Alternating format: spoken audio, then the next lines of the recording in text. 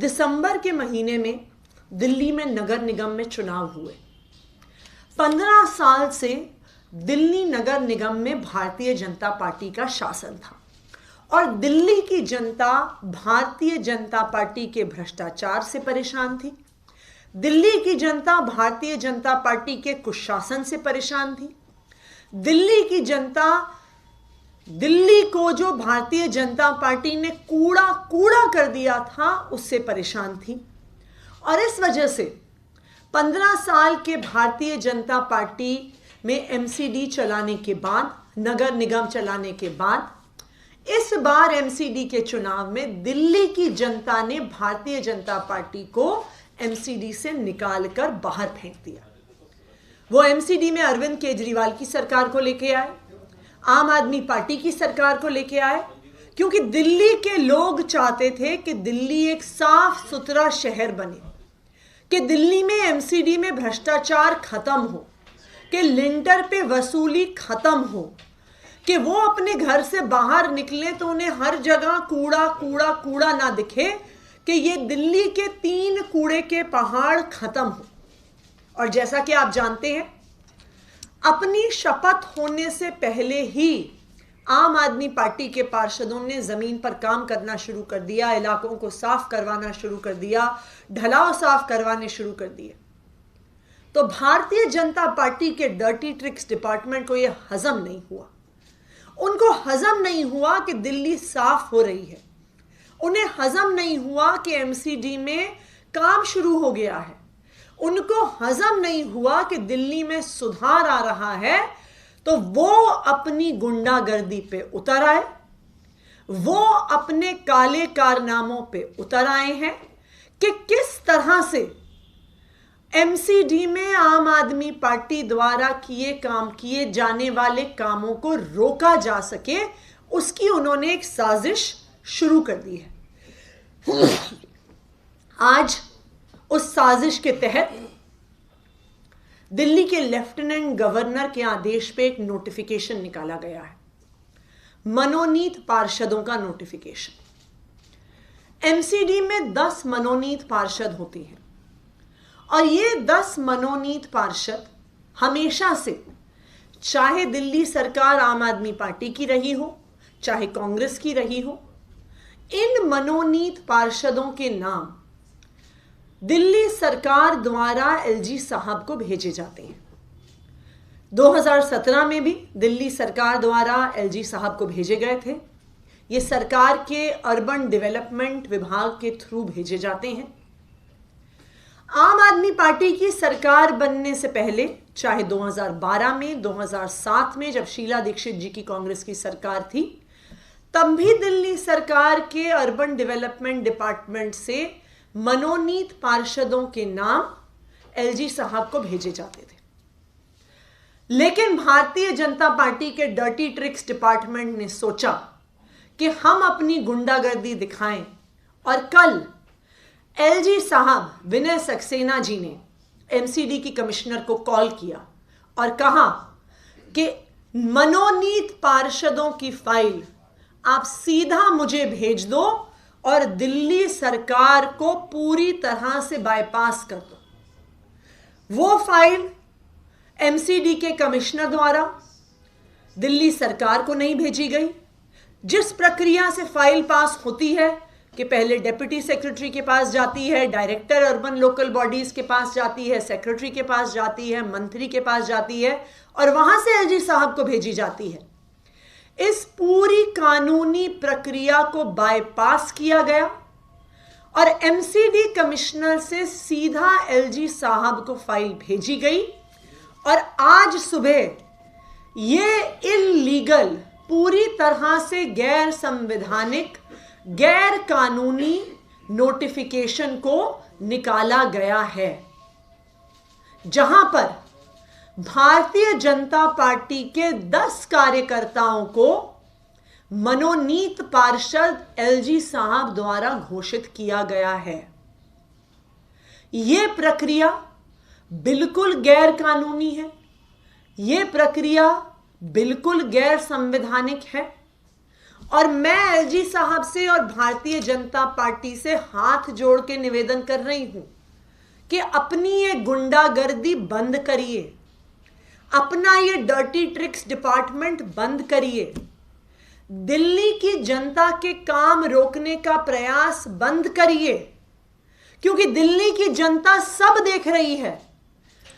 आपकी इस गुंडागर्दी की वजह से, आपके इस भ्रष्टाचार की वजह से, चाहे दिल्ली विधानसभा हो, चाहे एमसीडी हो, दिल्ली की जनता ने आपको निकाल के बाहर फेंक दिया है।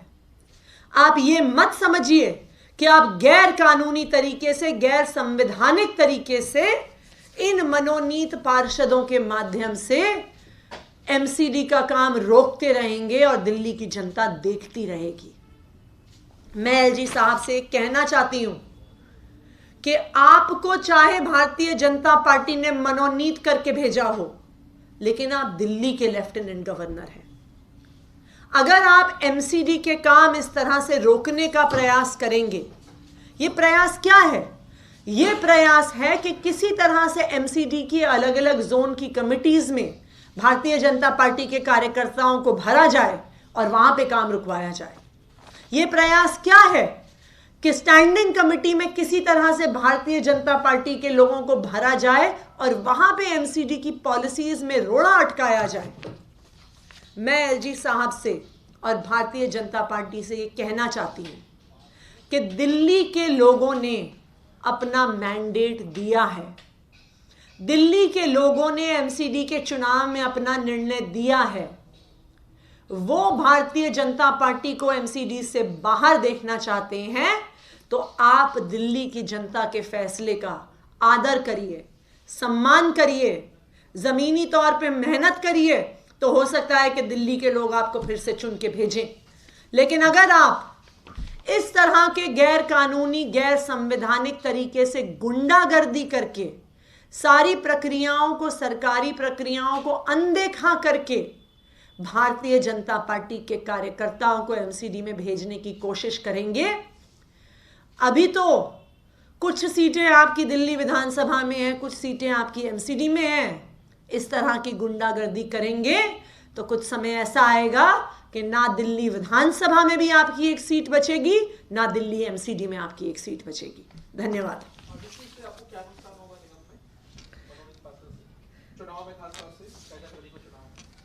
देखिए, ये एक प्रयास है कि किसी तरह से जोन में होने वाले चुनावों को डीरेल किया जाए, क्योंकि अगर आप देखिए, ना सिर्फ ये पूरी प्रक्रिया गैर कानूनी है, पर सारे जिन लोगों को मनोनीत किया हुआ है वो 2 या 3 जोन्स के हैं, जैसे कुछ खबरें पिछले कुछ दिनों से अलग अलग अखबारों में, मीडिया चैनल्स में आ रही थी।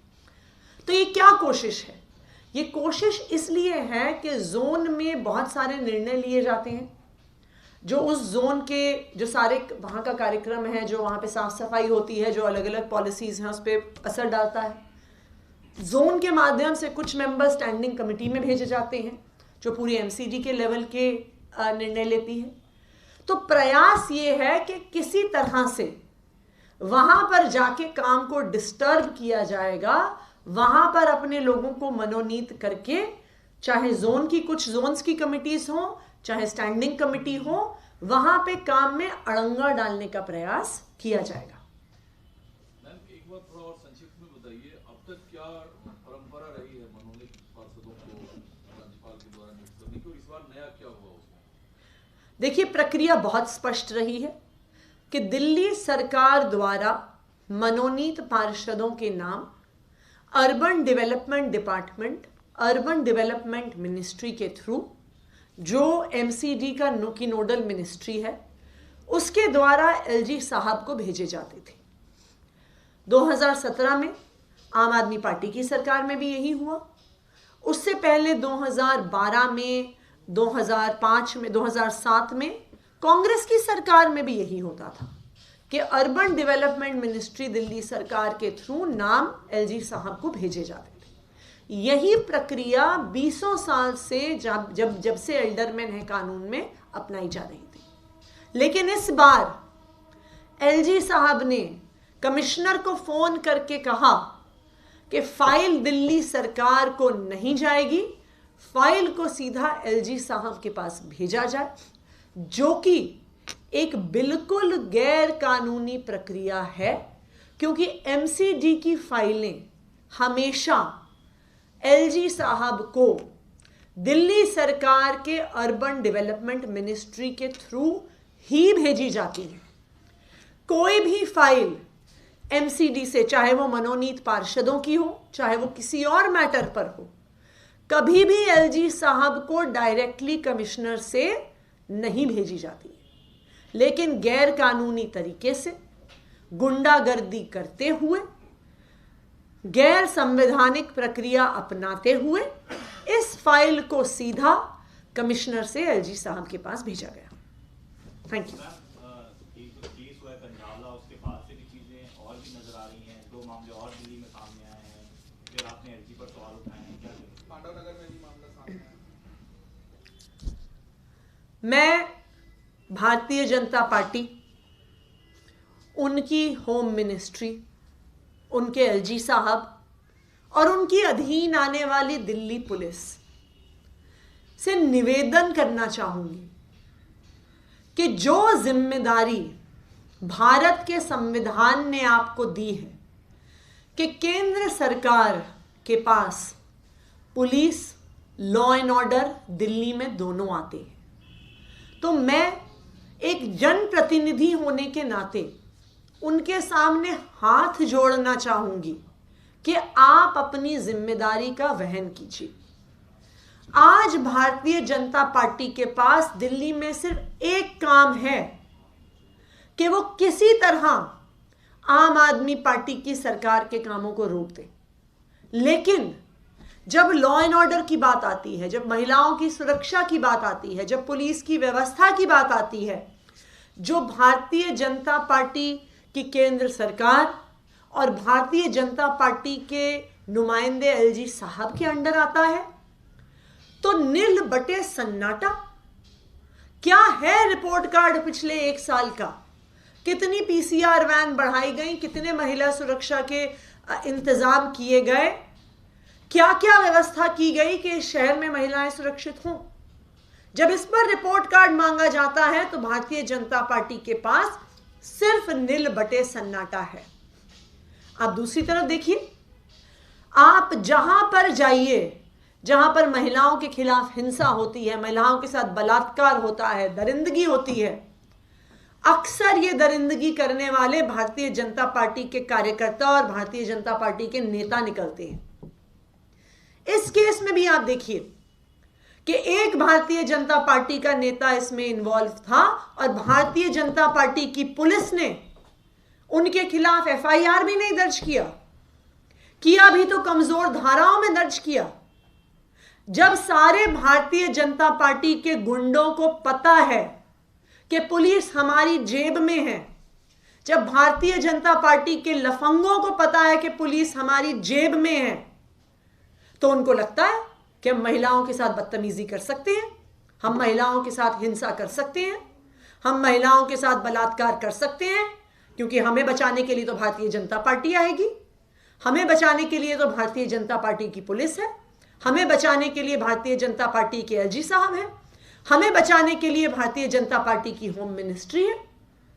तो एक तरफ भारतीय जनता पार्टी के गुंडे, भारतीय जनता पार्टी के लफंगे महिलाओं पे अत्याचार कर रहे हैं और दूसरी तरफ भारतीय जनता पार्टी के एलजी साहब और पुलिस दिल्ली की महिलाओं को कोई सुरक्षा नहीं दे रही है।